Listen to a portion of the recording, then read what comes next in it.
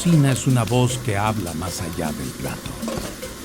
Cada guiso lleva consigo siglos de historia, de encuentros, de saberes heredados y de transformaciones que han moldeado nuestra identidad, la de Nuevo León. Conscientes de esta riqueza nace Hablando a la Carta, un espacio de diálogo, reflexión y construcción colectiva alrededor de la gastronomía neolonesa. Nuestra cocina no puede reducirse al estereotipo del cabrito al pastor y la carne asada, pues aún siendo símbolos indiscutibles, representan apenas una parte de un universo culinario mucho más vasto. La historia gastronómica de Nuevo León también es la de un pueblo que en medio de las limitaciones de una región semiárida ha aprendido a aprovechar al máximo los escasos ingredientes que la naturaleza le ofrece. Cuando llegaron los españoles a lo que hoy es Nuevo León, se encontraron con recursos limitados en comparación con otras zonas de Mesoamérica. Los pueblos originarios, principalmente cazadores, recolectores, grupos seminómadas, habían desarrollado un profundo conocimiento de la flora y fauna local para sobrevivir. A partir de esa aparente escasez, se ha construido una cocina ingeniosa, resistente y profundamente identitaria.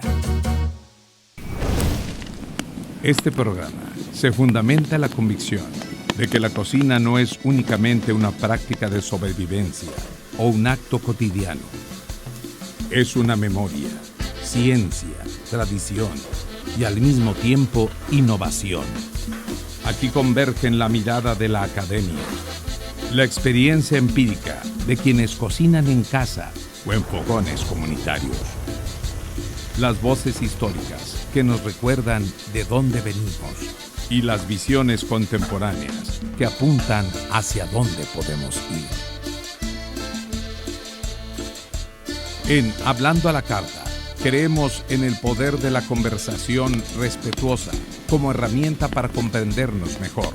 Queremos poner en la mesa la diversidad de perspectivas, la del investigador que estudia los orígenes, la del productor que cuida la tierra, la de la cocinera que transmite técnicas con sus manos y la del chef que reinventa recetas para nuevas generaciones. Este proyecto no busca imponer verdades únicas, sino abrir caminos de diálogo que permitan reconocer la complejidad de la cocina neolonesa y su constante evolución.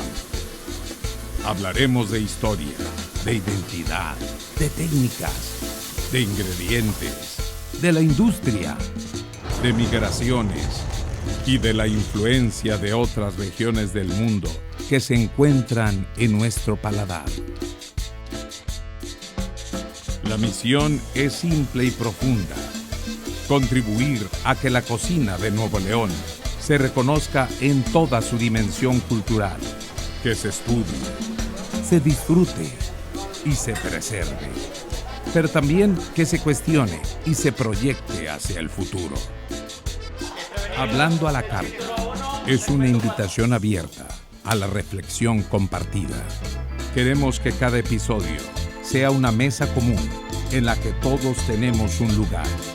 Los académicos, cocineros, productores, historiadores, estudiantes, chefs y comensales curiosos.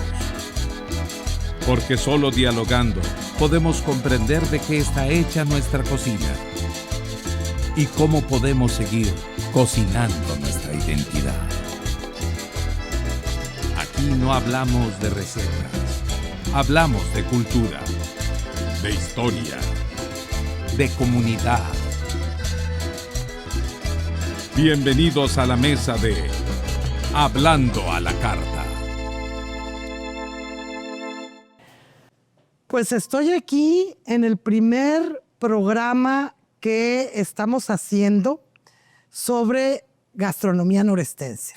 Yo soy Sonia Santos y voy a ser la moderadora de este primer programa, en donde el día de hoy estoy muy contenta, me siento sumamente halagada porque nos acompaña un grupo de expertos en los que vamos a hablar hoy sobre los orígenes que tenemos de gastronomía norestense.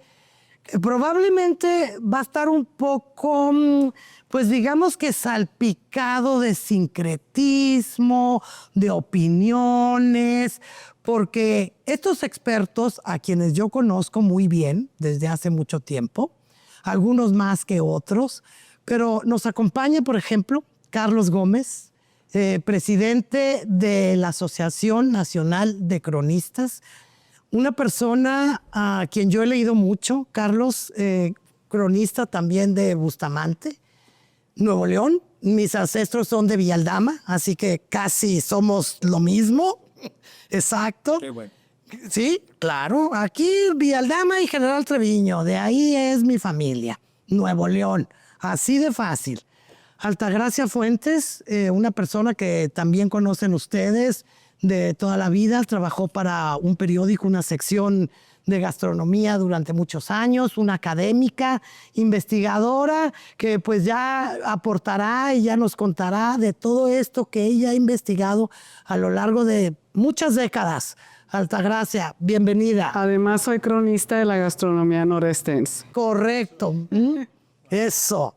Y bueno, pues acá Juan Ramón Cárdenas, ¿qué les puedo yo decir? Ha publicado libros, tiene varios restaurantes de cocina norestense, que para mí ha sido pues un ejemplo a seguir. Gracias, muy amable. Porque lo que tú sabes de cocina en esta, pues no solamente en esta región del país, yo creo que del resto de México, y todo lo que has producido, todo lo que tú cocinas, ahorita nos vas a estar platicando, que me da mucho gusto, bienvenida. Gracias. Y pues el alquimista. Aquí tenemos al alquimista Manuel Orozco, que también es un gran investigador desde niño. Manuel, yo he platicado mucho con él. Es una persona con la que he intercambiado conocimientos desde hace muchos años con Manuel. Él creció en un mercado, creció con su padre, tenía un puesto en el Mesón Estrella. ¿No? Una estrella y en el mercado de abastos.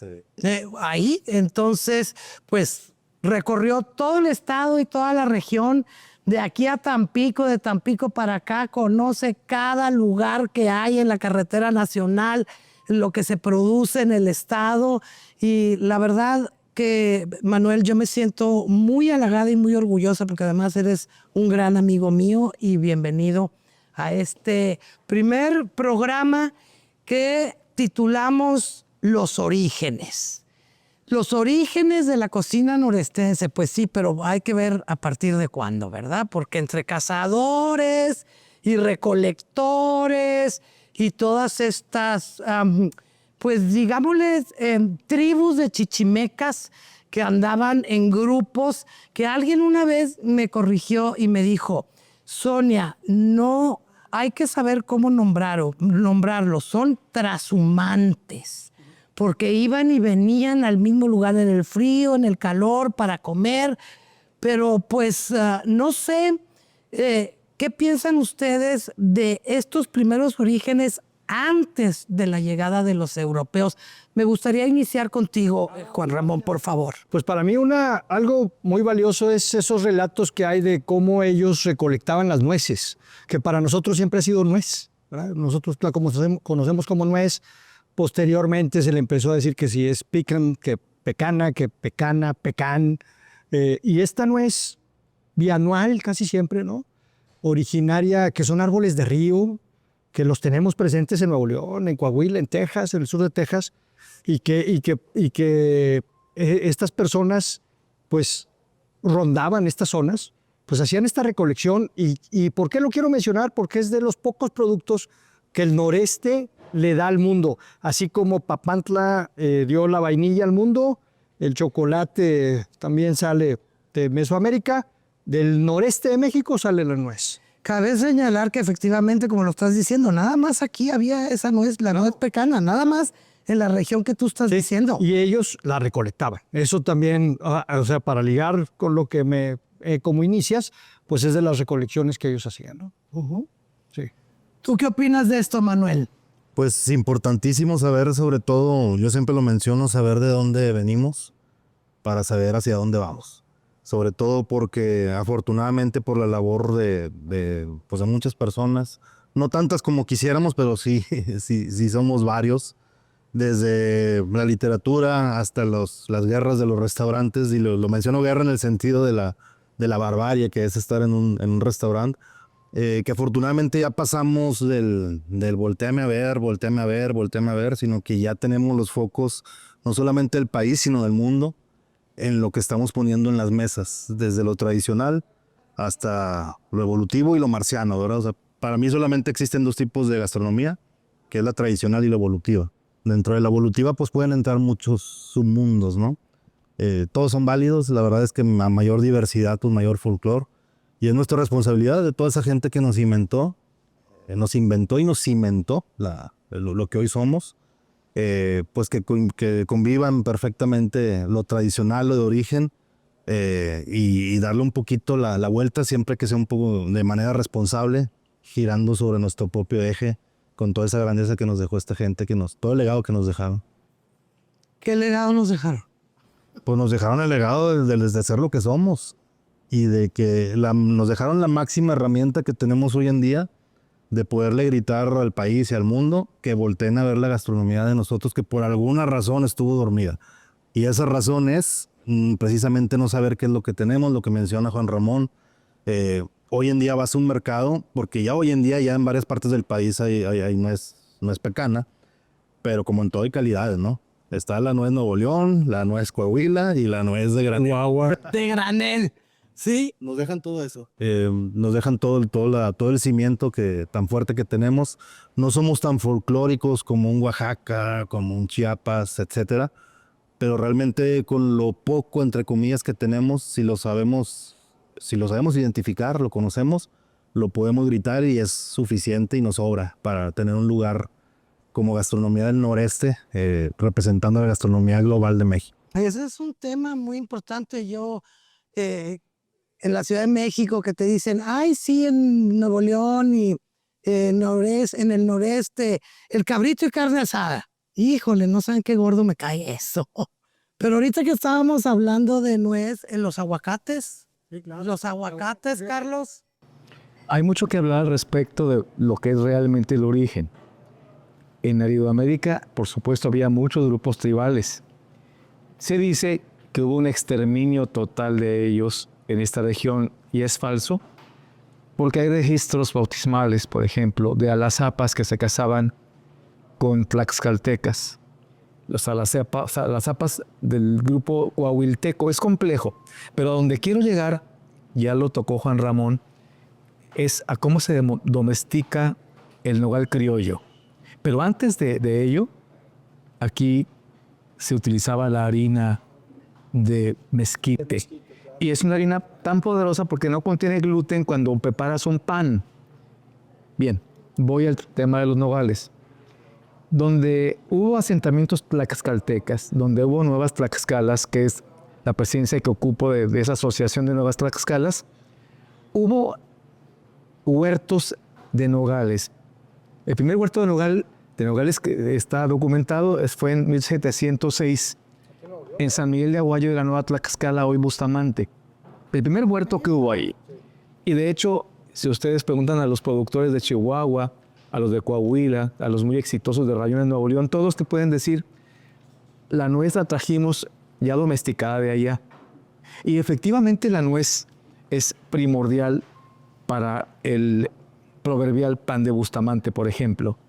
Pero quiero subrayar la importancia de los tlaxcaltecas, porque ellos trajeron también el maíz, la costumbre del maíz. Del maguey. También. Y con eso los destilados, el mezcal que se produce en Bustamante, en Aramberri. Claro, yo he conocido, yo he probado algún destilado precisamente de Bustamante. Hubiera traído, son lo que se llama mezcal. ¿Tú lo has probado de César? Sí. Y el pan de pulque también con el maguey. Y el pan de pulque, sí. Sí, pero llega con el maguey. ¿Tú tienes algún dato al respecto? Sí, de hecho, fíjate que los españoles, en su afán porque el vino penetrar hacia el norte acaba con todos estos agaves, estos magueyes, ¿verdad? Porque su propósito era comercializar, ¿no? El producto de la uva. Pero pues se conserva Bustamante, digo, no sé, no me dejarás mentir que hay toda una historia alrededor de esto, En ¿no? el siglo XVIII ya había producción de mezcal. Luego había tanto que pues se proscribió.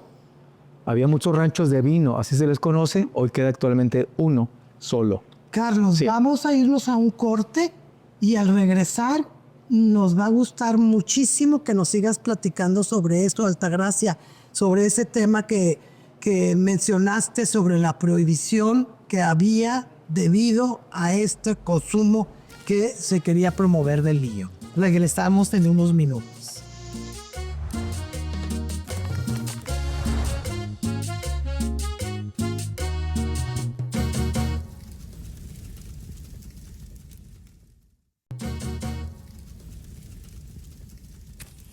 Pues regresemos con el mezcal que se produce aquí en Nuevo León. Dicen que para todo mal mezcal, Para todo bien también. también.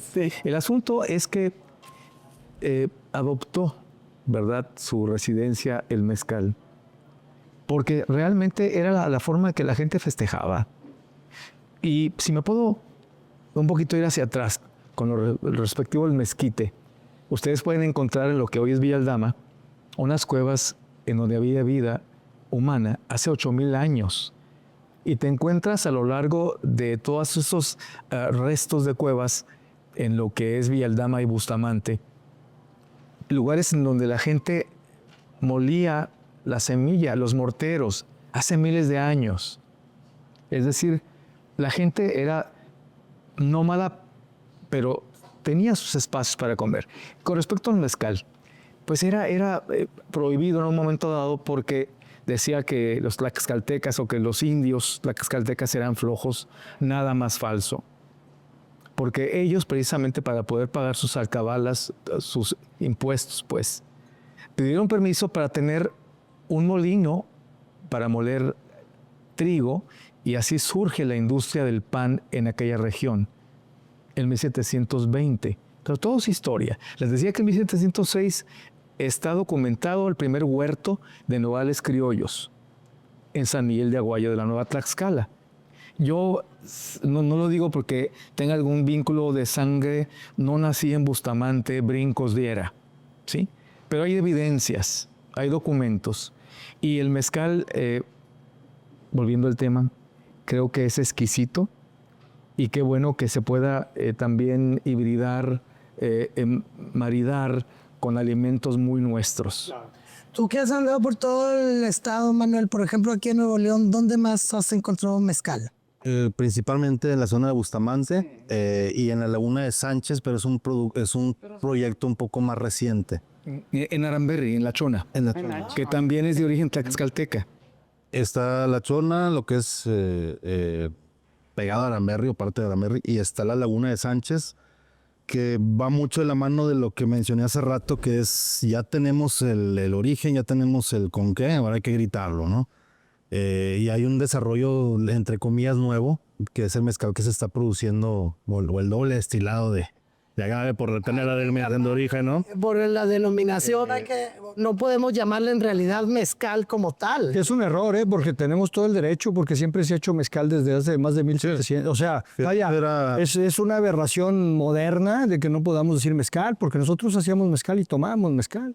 Entonces, hay que estar también en contra. Son posiciones políticas que nos afectan. O trabajar para que Claro. oficial, o sea, antes del... Realmente lo requerimos. Yo también conozco otra zona, La Cebolla, ahí entre Laguna de Sánchez y Casillas, Nuevo León, donde también se produce un mezcal blanco. Es toda esa zona alta Sí, de la esa sierra, zona. o sea, como que le agarraron muy bien el oficio. Sí, ha habido, desde que yo era chamaquillo, ahí hay les decían vinatas, ¿verdad? Aquí no le dicen palenques. Ahí hay una vinata. Y en Coahuila no tanto, yo conozco mucho menos, en General Cepeda y en Parras, pero pero menos. Sí hay plantaciones de agaves. Pero yo creo que nos salimos un poquito del origen y para cerrar ahí el tema, la herencia que tenemos de aquellos primeros pobladores que anduvieron hace más de 8,000 años, hay muy poco documentación al respecto y sí coincido en que viene siendo el mezquite, la nuez y no sé qué más pudiera haber. Pero no han mencionado algo. Al sur del estado se hace un queso de mezquite. Ah, Es dulce, entonces, pues no solamente acá en la parte norte se trabajó con el mezquite, sino también hacia el sur, ¿verdad? Y sí, coincido en que nuestra gastronomía es totalmente evolutiva por todas las influencias que llegaron, que hay una idea preconcebida de que todo es judío cuando no es precisamente así, sino que vienen otras influencias, ¿verdad? También muy lejanas. Sí, ahorita que dijiste queso, pues asociamos el queso con la leche, pero es como el queso de nuez. claro. Claro. O sea, lo que tú acabas de mencionar, pues no vayamos a confundir Claro. que es queso, leche, sino que es un dulce con un jamoncillo. El queso de piñón, el queso de tuna, el queso de nuez. Y yo no conozco el queso de mezquite. No conoces, pues hay que voy a conseguir. Ándale. ¿Dónde lo vamos a conseguir, Alta? En Doctor Arroyo. Doctor Arroyo, hay mucho cabrito. Doctor Arroyo. Sí. Bueno, había. Sí, las sequías de los últimos 7 años han sido muy duras con el cabrito. Pero volviendo a los orígenes, ¿en qué momento creen ustedes, quién quiere contestar a esta pregunta, que la llegada de los españoles, independientemente que no es de un día para otro, obviamente, empieza a influir en esta región del país con los nuevos asentamientos? Sí, los orígenes, complicado el tema de los chichimecas que nos dejan, no hay mucha información, como bien lo dijiste, Juan Ramón. Pero, ¿en qué momento creen ustedes que empieza este cambio lento, por supuesto? Yo puedo intervenir muy rápido. Sí. En 1591, 400 familias tlaxcaltecas fueron hacia el norte de Nueva España. Ese año, por ejemplo, se funda Santiago del Saltillo como población gemelar de Santiago del Saltillo, que estaba prácticamente ya sin población. Los tlaxcaltecas entonces ayudaron a aculturizar, ¿sí? Y hay un momento clave porque muchas poblaciones en Zacatecas, San Luis Potosí, Tamaulipas, Coahuila y Nuevo León fueron asentamientos tlaxcaltecas. Digamos que eran los embajadores culturales, porque fueron los primeros aliados de los europeos contra los tenochcas. Es que perdón por la interrupción, su razón de ser en la historia, su primera letra en la historia es pacificar. Y de ahí no es todas esas bondades. Evangelizar, ¿verdad? Porque recuerden que las devociones religiosas más importantes del norte son tlaxcaltecas. La Virgen del Roble, que es la presidenta, la que preside la arquidiócesis, es una devoción tlaxcalteca. La Virgen de la Purísima también. El Señor de la Capilla, en Saltillo. El Señor de la Expiración en Guadalupe, Nuevo León, población de origen tlaxcalteca. Y por supuesto el Señor de Tlaxcala en Bustamante. Todo se asocia, Sonia, querida Alta, amigos, a la religión en esa época. ¿Qué opinas de eso? Pues sí, tiene mucha razón, ¿verdad? Mucha razón. También es bien importante aquí cómo llegan los españoles y generan esta cultura alrededor de la caña de azúcar, ¿no? Digo, es típico del sur del estado y de una buena parte de Tamaulipas aquello de hacer piloncillos, ¿no? Claro, mi mamá siempre me ha mencionado que en Ciénaga de Flores hacían piloncillos, iban a la molienda y tenían, y pues iban y se acuerda así del jugo, de tomarse el jugo cuando recién molido, o de la cocción del aguamiel, claro, el aguamiel, la cocción y los piloncillos, ¿no? Ella sigue cocinando con piloncillo fuertemente y hace estas gorditas que les dicen ya las gorditas dulces, ¿no? Sí, claro. Las tortillas de harina, sí, con piloncillo rallado. Las chorreadas. Sí, unas chorreitas, pero en tortilla. Sí, o sea, así, claro. con el pan. Qué rico. Sí, el piloncillo y la caña básicos, Por ahí. Españoles con ese amor que tenían los tlaxcaltecas por la horticultura y por la fruticultura. Eran expertos. En el manejo de apantles, de acequias, de cómo desde ojos de agua verter el agua. Y miren, qué pena, pero Mina, Nuevo León, que hoy es un lugar desértico, tenía muchísimas superficies con caña de azúcar. A las mujeres de San Francisco, que así fue el nombre de Mina, San Francisco de Cañas, les decían las corvas dulces. Y en Bustamante había muchísima producción de caña de azúcar. De hecho, por ahí leí en algún momento, que ahorita quiero acordarme, ¿cuándo fue que por primera vez se plantó caña aquí en lo que hoy es Nuevo León? Carlos, no sé si tú tengas ese dato por Ese ahí. dato no lo conozco. Porque por ahí... Ni yo. Primero Tamaulipas, a ver... Sí. Como Veracruz, Tamaulipas, Nuevo León. Pero finalmente era el nuevo reino de León, ¿verdad? Digo, si nos ponemos a ver esas fronteras, ese cuadrado que llegó incluso hasta la parte sur del estado de Luisiana en Estados Unidos y Nuevo México, era obvio, ¿verdad? Es como el camino del comino, ¿no? Pues sí, nuestra gastronomía es de mucho comino. Sí. Y vas tú hacia Texas y también, y toda esta, o todo aquello que se concibe alrededor de la llegada de las especias, ¿no? Por dónde entraron, quiénes las trajeron realmente. Por ahí me comentaban, en una reunión de cronistas, que hay una teoría de un biólogo que vamos a tener aquí en la mesa, que él dice que las primeras vides en realidad no las trajeron los españoles, sino que cruzaron por el estrecho de Bering, ¿eh? Bueno, pero las primeras sí. O sea, las primeras ya existían. De hecho, por eso cuando llega Hay una uva silvestre. Sí, parras silvestres, sí.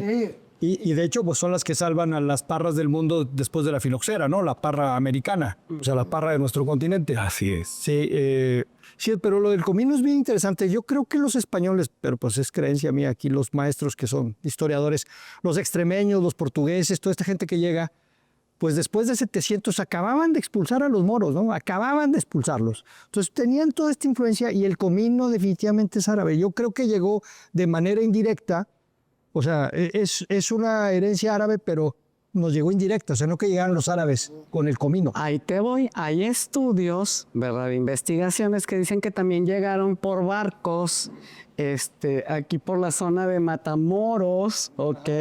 Veracruz, Soto la Marina, pero obviamente llegaban a traer mercancía, a hacer intercambios, pero no se quedaban. Yo creo que el nombre de Matamoros algo tiene de alusión, ¿no? ¿O me equivoco, Carlos? Vamos a hacer una pequeña pausa y vamos a regresar en unos minutos con la ruta del comino a esta zona del país que tan arraigada está la especie en nuestras cocinas. Regresamos.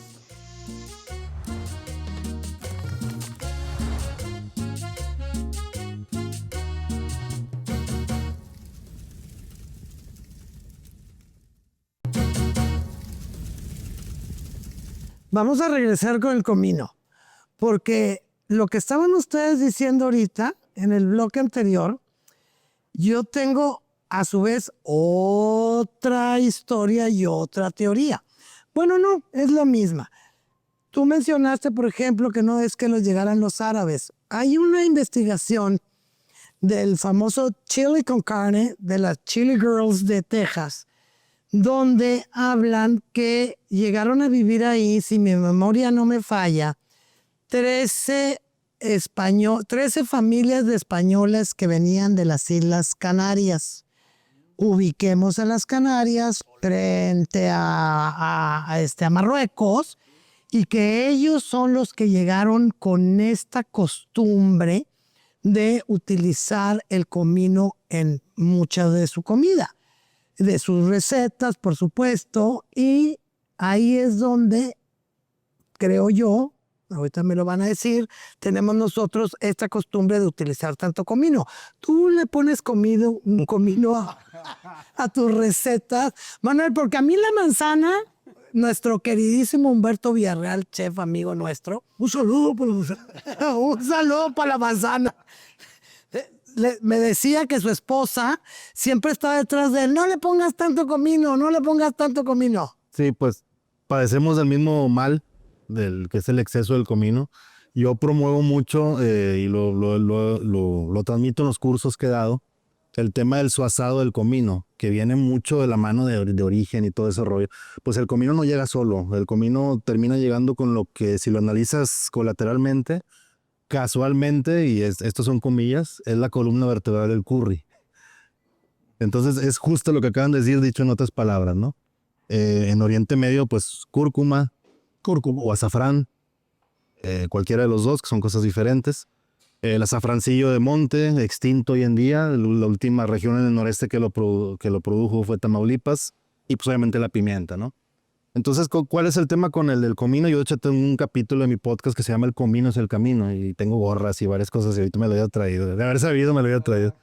Pero el comino es vital en nuestra gastronomía, en nuestro sello, y gran parte de la labor de que la gastronomía tradicional de Nuevo León y del noreste esté traspasando fronteras y sobre todo esté siendo aceptada en Ciudad de México. El verdadero reto fue que aceptaran el comino, porque el residente de Ciudad de México odia el comino. Tengo un amigo, tal vez lo conoce, el señor Antonio Rovira, pintor, le dice semilla maldita.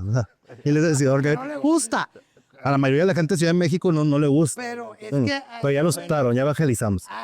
Pero a ellos les pasa lo que nos pasa a nosotros acá en el noreste, por ejemplo, con el epazote. Que o sea, antiguamente no había epazotes, digo, no teníamos acceso. No, Pero va mucho. No, pero nos gusta más ponerle aguacate a los frijoles, hoja de aguacate en vez de hoja de pasote. O sea, es más común la hoja de aguacate en nuestra cocina.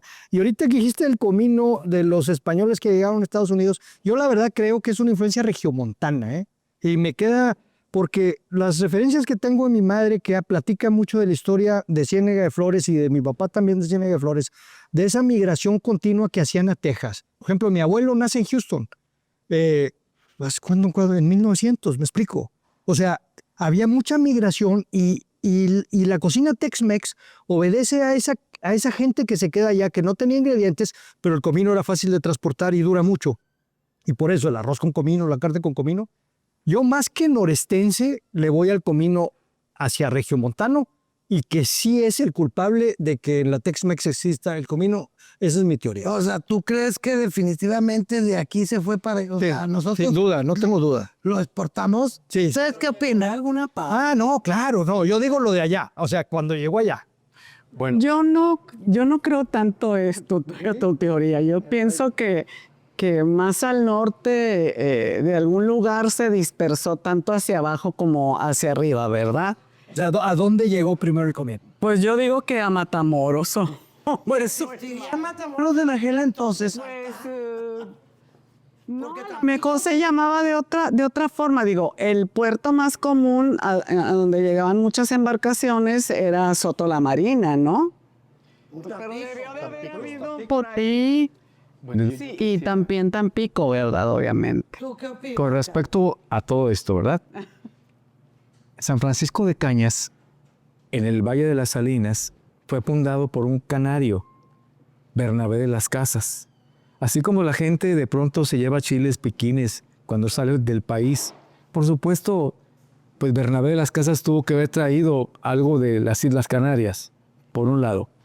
Por otro lado, creo que no solamente por el Golfo nos llegó esta cocina o esta componente de la gastronomía, pues llegó el acordeón también por ahí, que acompaña de alguna manera la mística gastronómica, por ahí llegó. La polca. Pero el comino, ¿crees que tú lo hayas traído y que fuera uno de los... Bueno, es muy difícil saber, mira, te subió en un barco y llegó aquí, pero luego se bajó en Tampico. Pero lo importante es que llegó. Pero le va más hacia lo canario.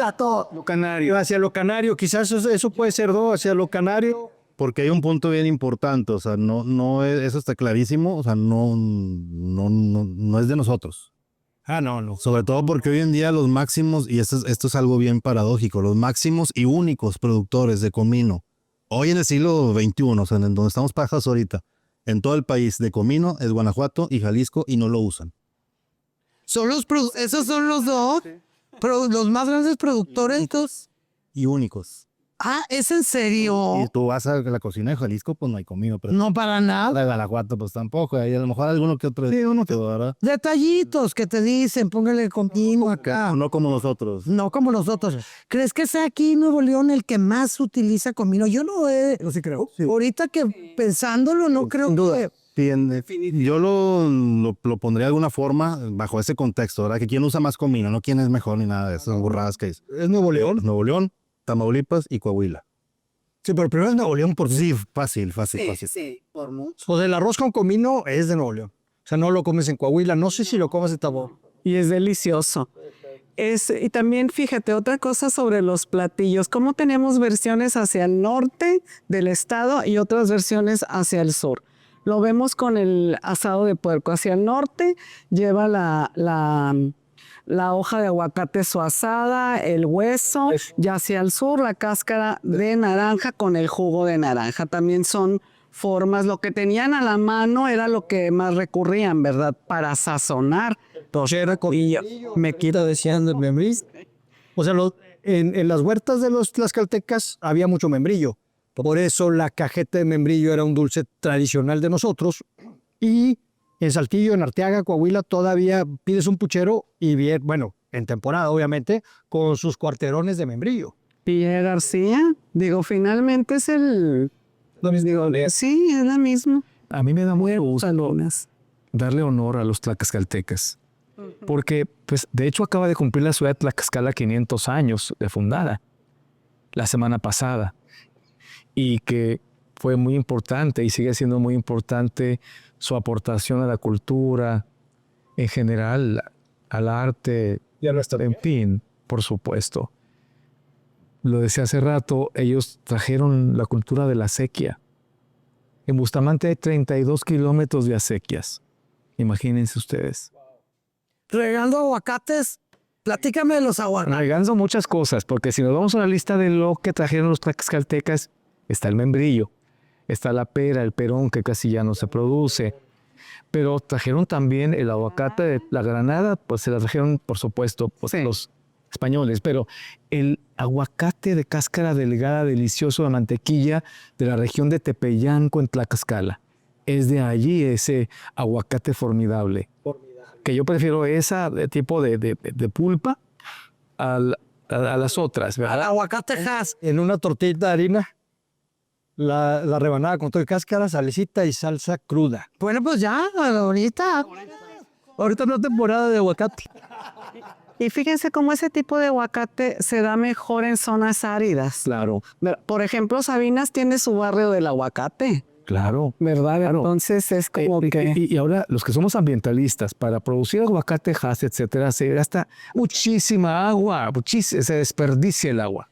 Hay una franja, Carlos, que yo he visto que baja desde lo que hoy es el noreste, así por todo el país hasta Centroamérica, que se dice que de ahí es originario el aguacate. Las paltas. Exacto, porque ya eso de que aquí, no es que el aguacate es de Michoacán, no, ese es el aguacate Hass, que es un injerto que hizo un señor Hass en California, todas esas historias que ya sabemos, y se siembra allá porque tiene muy buena tierra. Pero esa franja, pues es nuestra, es donde estamos en el noreste. Hay corredores bioculturales en el país. Ese es uno de ellos, pero hay otros. Y somos parte, sin duda. Yo le mencionaba del mezquite, el corredor de la gente de mezquite. Pero, por ejemplo, el jaguar, que procede de la gran selva maya y que llega hasta el norte del país, ¿sí? Y que se asocia a pueblos originarios. Es increíble. Llegaba hasta el río Bravo, ¿no? Hay vestigios, ¿no? Que llegan y todavía se... ¿Llegan quién? ¿Jaguares? No, pues si no están un equipo de fútbol americano que se llaman los Jaguares, claro. Estados Unidos, y yo digo, ¿y dónde andaban allá Jaguares? No, dicen que sí había allá también. Seguramente. Como aquí bisontes, ¿verdad? Sí. Claro. Y si nos remontamos a la cultura de la carne seca, finalmente, pues es milenaria. Era la manera en que Para las épocas bien, invernales, nuestros antepasados ponían a secar la carne, ¿no? Para tener que comer en el invierno. No, pues era la forma de que nos pudiéramos alimentar. Estamos en una zona semiárida. Es como volvemos otra vez. ¿Por qué aquí no hay los moles y los papazules y todo eso que se da en el centro del país? Pues porque aquí pues recurrimos en los inicios.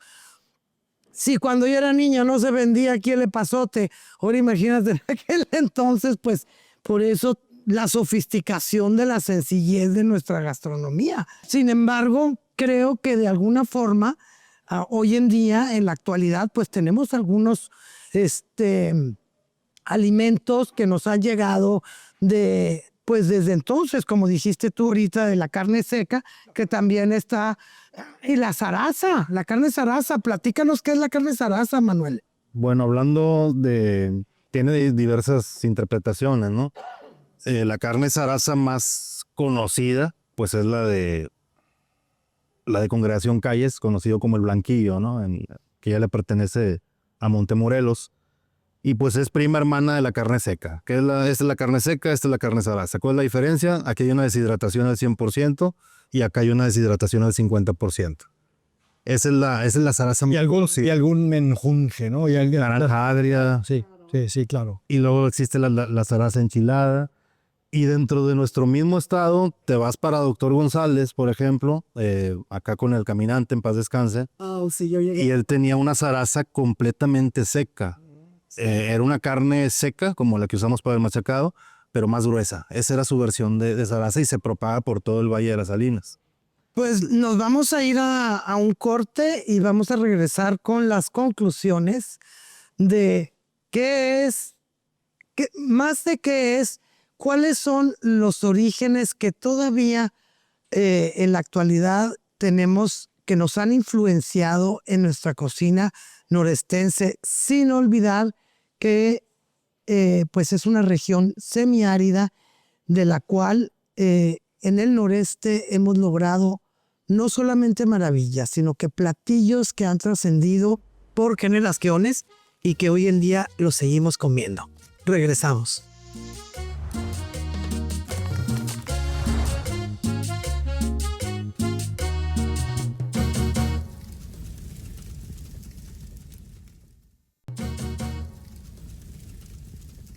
Este es el último bloque de los orígenes de la cocina de Nuevo León, que dicho sea de paso, ya hasta nos trajeron un mezcal de aquí.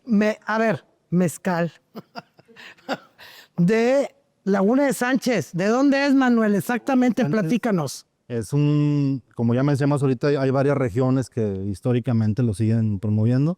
Y este es un desarrollo de unos buenos amigos que a mí me interesa mucho, que es parte de lo que mencioné ahorita.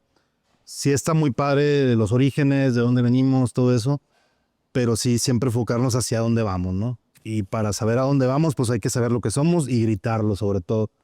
Para mí me llena de mucha satisfacción que el vino del norte, como era renombrado el mezcal, no conocido hasta la fecha, por los temas de la denominación de origen y todo ese rollo, pues ya esté traspasando fronteras, no solamente del país, sino en el extranjero también, ¿no? Y bueno, pues es un mezcal hecho 100% en el Nuevo León, de entre varios que hay, ¿no? ¿Crees que debemos ya empezar a trabajar para tener la denominación de origen con esta palabra? Pero es un derecho. O sea, es que ahí no se nos debe de olvidar que tenemos el derecho al nombre. O sea, sí tenemos que trabajar por él, pero se tiene que reconocer el derecho que tenemos. ¿Por qué nos lo van a quitar? O sea, ¿por qué Oaxaca sí lo puede tener y nosotros no? Y sobre todo, desde el siglo XVII se produce eso.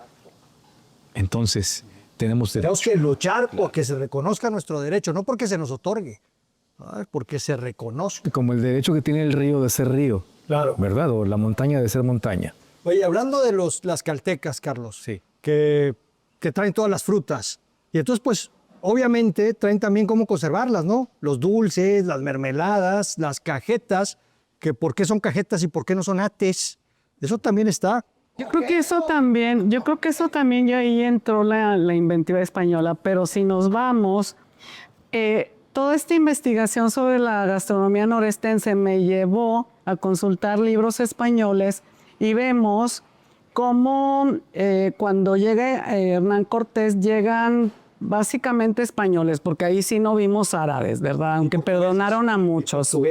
¿Y qué sucede? Muchos de esos españoles trabajaron en las comunidades donde los árabes estuvieron más posicionados en España, y a ellos se les llama mozárabes. ¿Por qué? Porque son aquellas personas que sin haber renunciado a su religión católica o cristiana, aprendieron todo de la cultura árabe, también de la judía, pero mucho más de la árabe, en el sentido de que hasta todas estas iglesias coloniales, todo eso es porque ayudaron a los árabes a construir sus templos, sus sinagogas, etcétera, etcétera, allá en España.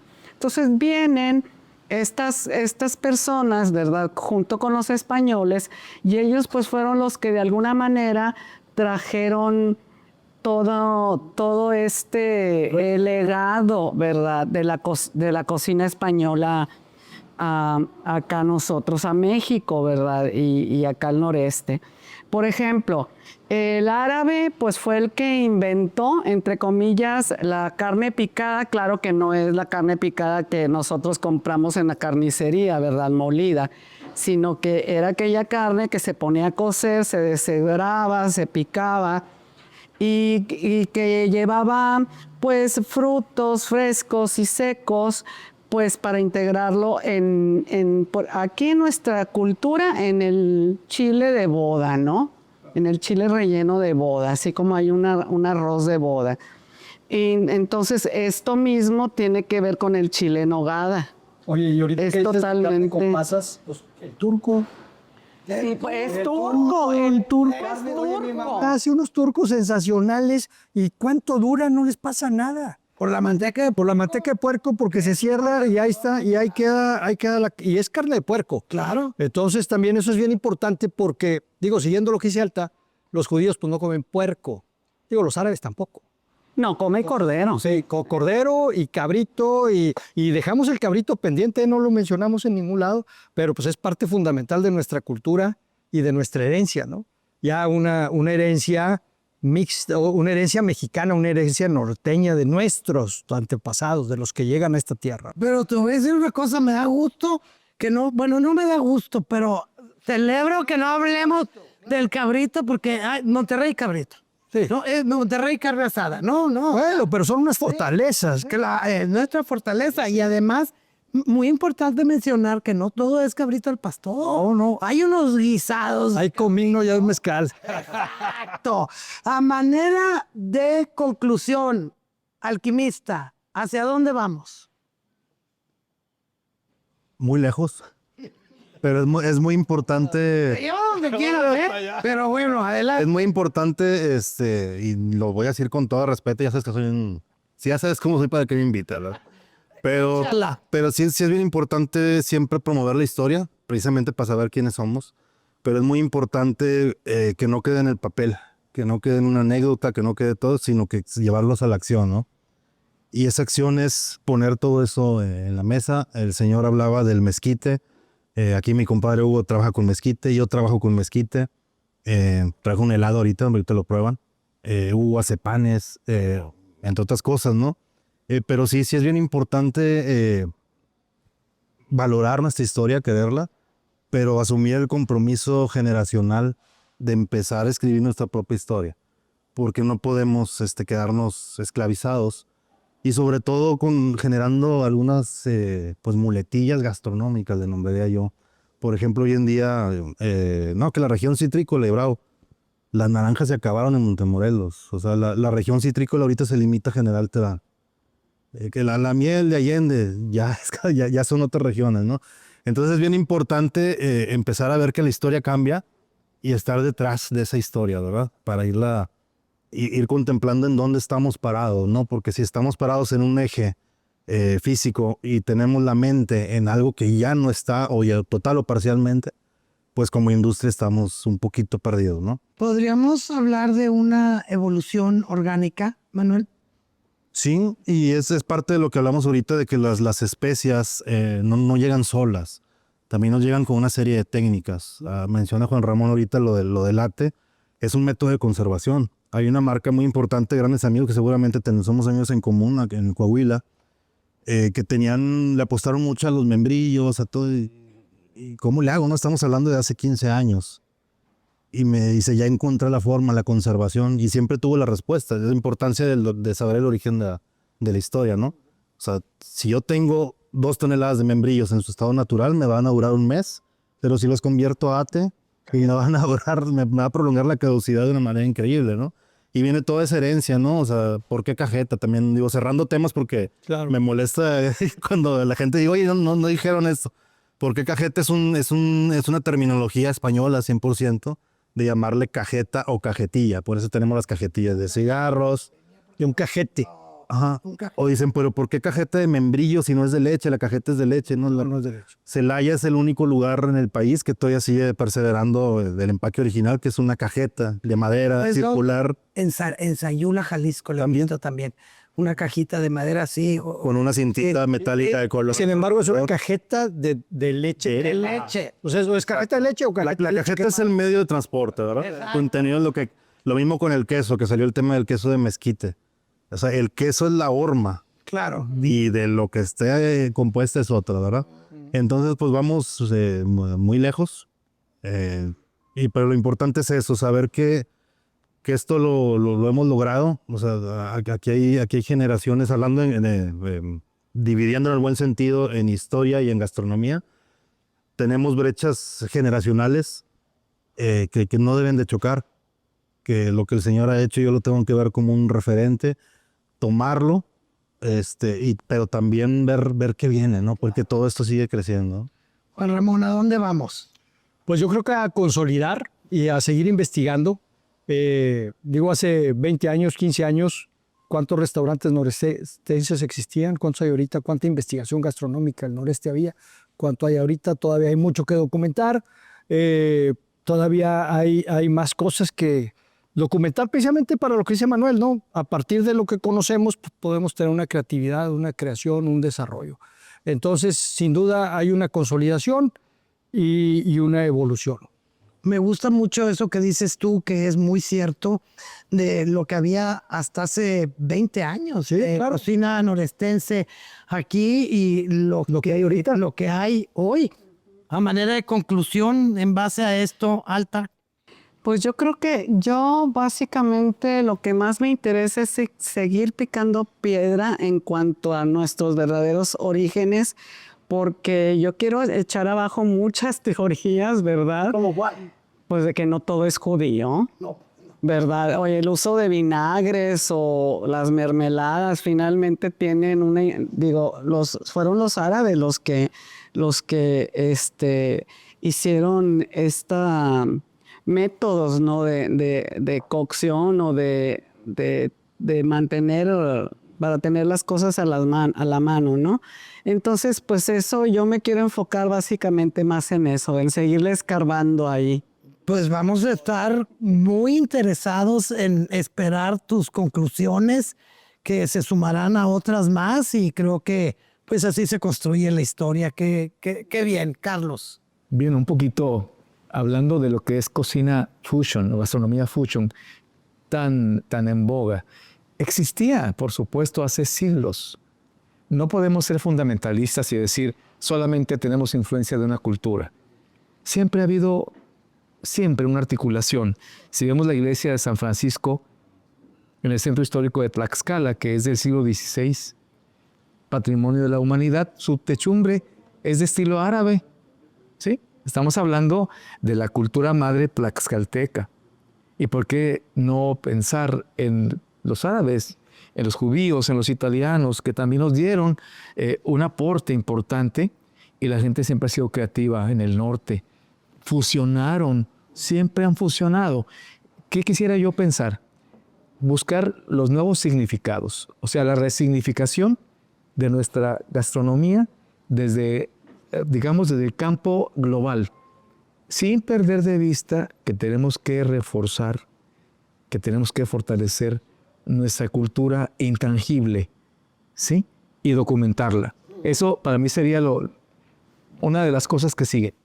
Muy bien, pues llegamos al final de este primer programa. No quiero terminar sin agradecerles a todos su tiempo, sus conocimientos, pero sobre todo su pasión. Su pasión por la cocina, su pasión por el noreste de México, por la historia. Y pues una vez más les quiero decir que a partir de todo esto, pues aquí en Nuevo León somos unos fregones, así de fácil. Entonces, esto que está pasando ahorita con nuestra historia, con nuestra gastronomía, que yo le he platicado mucho, lo hemos hablado, a partir de las bases que es la cocina tradicional, Nuevo León es vanguardia y estamos construyendo una cocina de vanguardia que va a llegar a ser de las más importantes, no solamente del país, yo creo que del mundo. Creo que se está construyendo algo muy importante que lo platicamos hace 20 años, no había la cocina que hoy en día tenemos disponible en nuestro estado. Y pues nos vemos en el próximo episodio con otras personas muy importantes que nos acompañarán. Y vamos a brindar con este mezcal de Nuevo León, Laguna de Sánchez. Muchas gracias aquí a todos y al señor alquimista que nos compartió del día de hoy. Ojalá pudieran estar oliendo esto. Tiene un aroma que... Muchas gracias a todos. Gracias por la invitación.